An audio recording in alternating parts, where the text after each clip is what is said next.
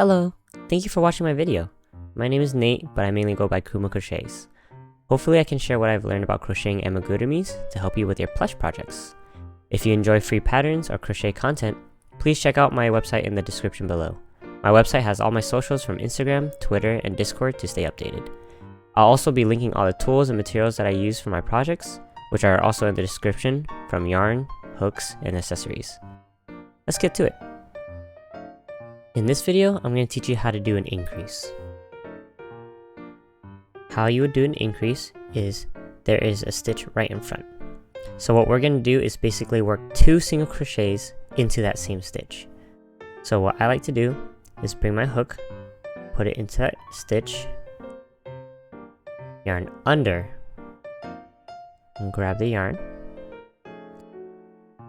fix the tension so that the project lines up with the hook, and that's how you get accurate tension. Then yarn over, pull the yarn right through, and then what we're going to do is work into that same stitch we just did a single crochet in. So we're going back into this stitch right here. We're going to go back in, yarn under, fix the tension, yarn over, and pull through. And now we have an increase. You should see 2 stitches within that one right there. So let's try it again. Single crochet into that stitch.